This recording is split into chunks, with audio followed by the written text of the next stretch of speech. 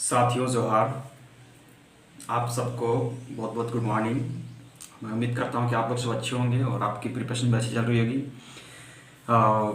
बहुत सारी चीज़ें हमारे सामने हैं, भविष्य को लेकर भी और अतीत को लेकर भी हमने बहुत कुछ देखा है, जाना है, सीखा है। ठीक है दोस्तों, ये जो महज मैं वीडियो बना रहा हूँ, ठीक है, ये केवल और केवल मतलब उन अभ्यर्थियों के लिए है जो बीते दिनों में परीक्षाएं दी थी और एक आस लगा के बैठे हुए थे कि हमारी नियुक्ति होगी। ठीक है, तो मैं सारी चीज़ों का खुलासा मैं यहाँ पे करने वाला हूँ। सारी चीज़ों को एक एक करके मैं आपके सामने जानकारी देने वाला हूँ।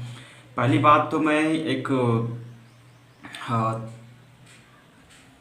चीज़ आपके सामने लेके आया हूँ कि आप बिल्कुल भी पेपरों का कटिंग देख करके या तो फिर पेपर में कुछ भी ऐड आता है, पंचायत सचिव को लेकर के कोई भी अगर न्यूज़ आता है, ठीक है, तो चूँकि वो सारे न्यूज़ ऑथेंटिक नहीं होते हैं, इसलिए आप पहले उस न्यूज़ को सत्यता से जांच लीजिए। ठीक है, कि उसमें कितनी सच्चाई है, तभी आप अपने अंदर थोड़ा सा पैनिक का माहौल बना सकते हैं, तो फिर खुशी का माहौल बना सकते हैं। ठीक है, क्योंकि जितनी भी जानकारी दी जाती है पूरी तरह से उसमें सत्यता नहीं रहती है।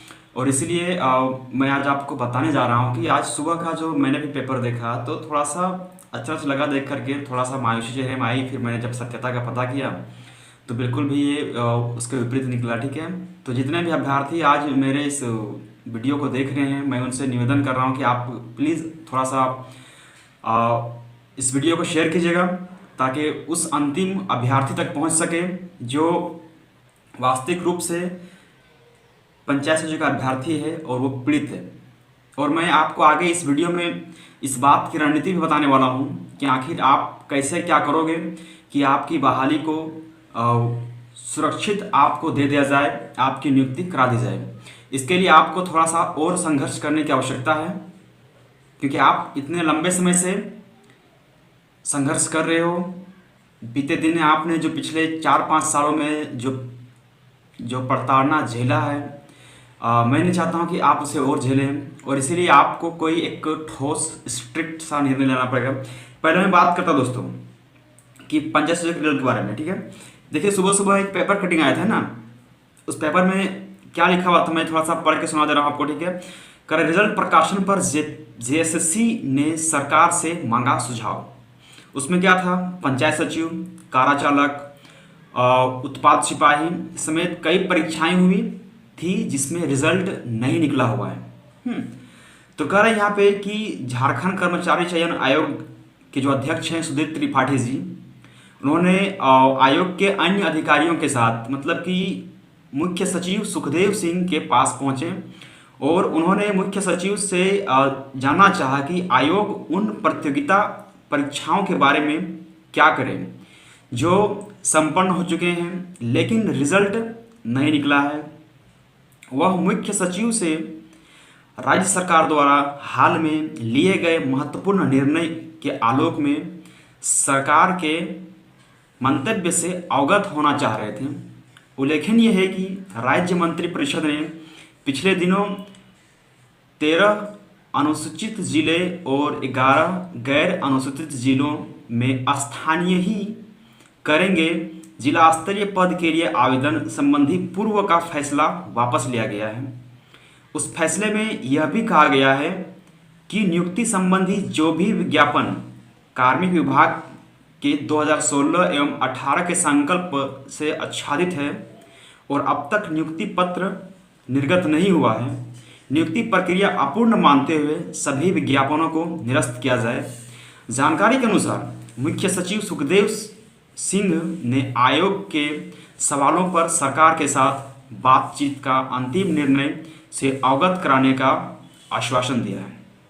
आयोग अब सरकार को स्पष्ट मंतव्य चाहता है कि क्या वह पूर्व में विज्ञापित परीक्षाओं को रद्द करने संबंधी अधिसूचना जारी कर दे।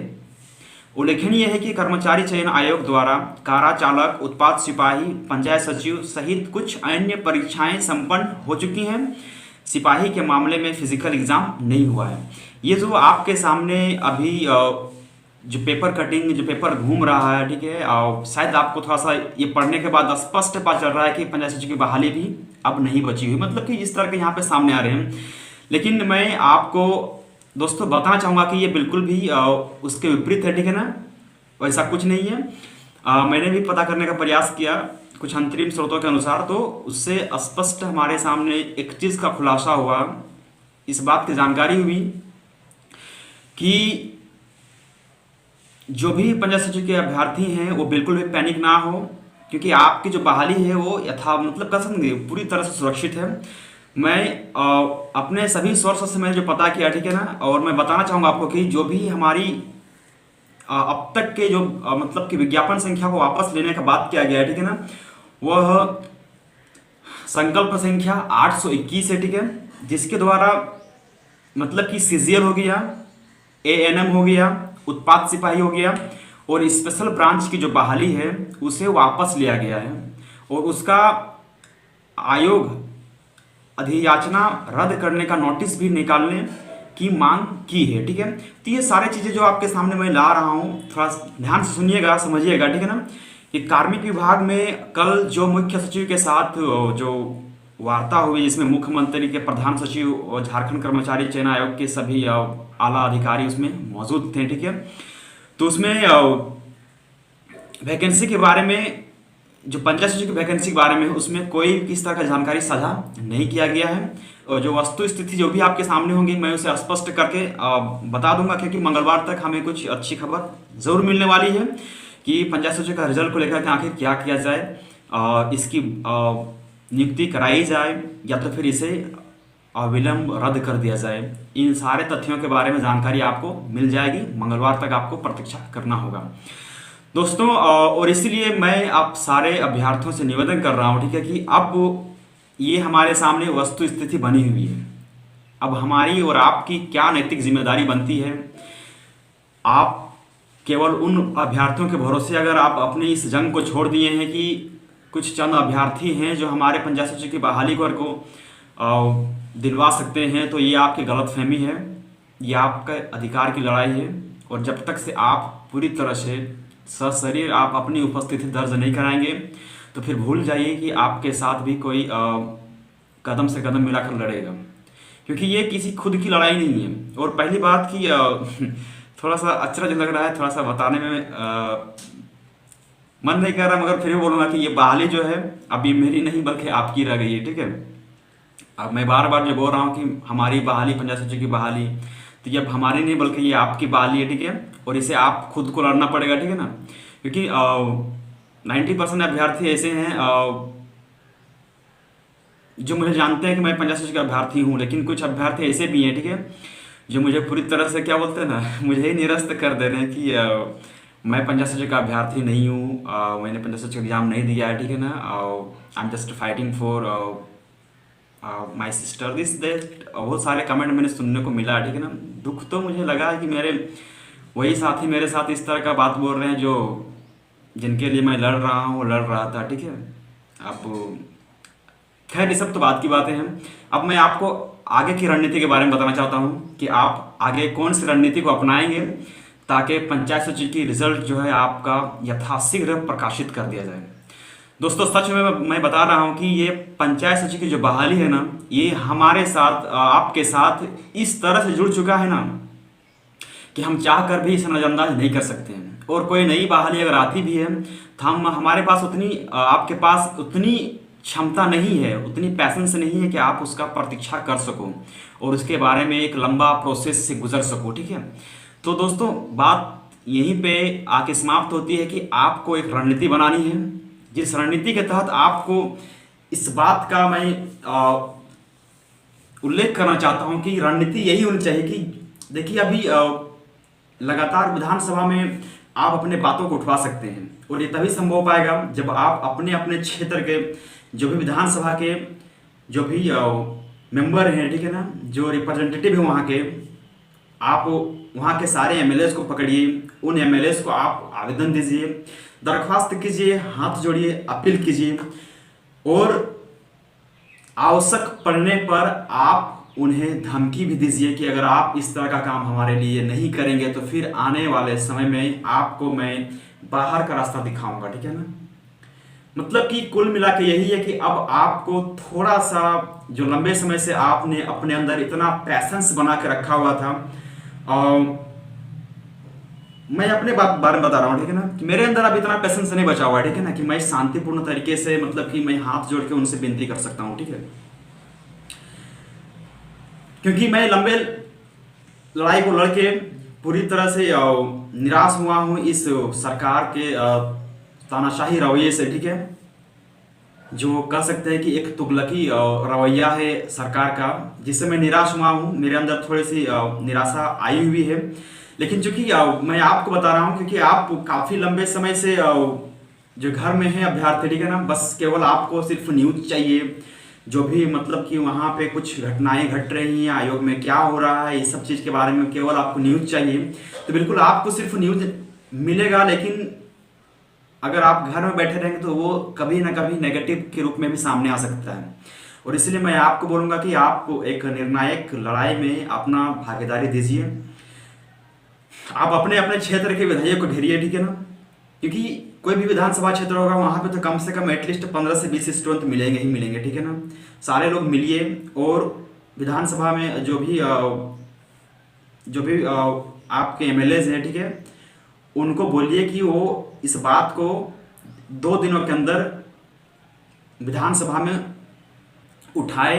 अगर नहीं उठा पाएंगे तो फिर आप उसको आपके अंदर रहिए। अब आपकी मैच्योरिटी के ऊपर निर्भर करता है, ठीक है ना, अब आपके बौद्धिक क्षमता के ऊपर निर्भर करता है कि आप उसे कैसे मनाएं, कैसे इंप्रेस करें, हाथ जोड़ें, नम्र निवेदन करें, या तो फिर आप उन्हें धमकी भी दें, ठीक है ना। ये आपके ऊपर डिपेंड करता है कि आप अपने मैच्योरिटी लेवल के अनुसार अपना काम कर सकते हैं। अगर वो मान जाते हैं तो बिल्कुल आप उसे, और मानना ही पड़ेगा यार, वो आपके काम को करने के लिए यहाँ पे आए हुए हैं, तो उनसे रिक्वेस्ट कीजिए बिल्कुल। नहीं तो आप उनको पूरी तरह से देखिए। और मैंने आप लोगों को कहा था कि कुछ रणनीति ऐसी भी होनी चाहिए कि उनको दिखाइए, उनको डराइए। विधानसभा के जो भी आपके एमएलएज हैं उनको बोलिए कि अगर आप हमारे बातों को बहुत ही शालीनता के साथ और बहुत ही क्या बोलते हैं ना, एक संकल्प के साथ अगर आप विधानसभा में नहीं उठाते हैं तो 2 दिनों के बाद जो हम लोग काम करेंगे वो बिल्कुल आप लोग के लिए एक निंदनीय सा होगा ही होगा।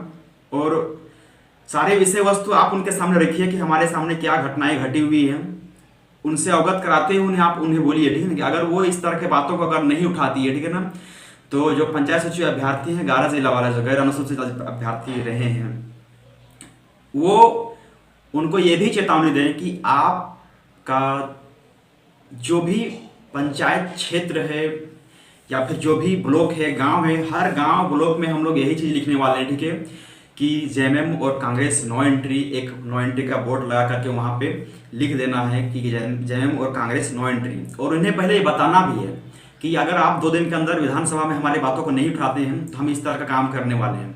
और जिससे वो उन्हें थोड़ा थोड़ा डर लगे और थोड़ा सा वो आपके प्रति आपके वैकेंसी के प्रति थोड़ा सा जागरूकता लाए और आपकी बहाली सेफ हो सके। ये एक रणनीति है, इसे आप अपनाइए।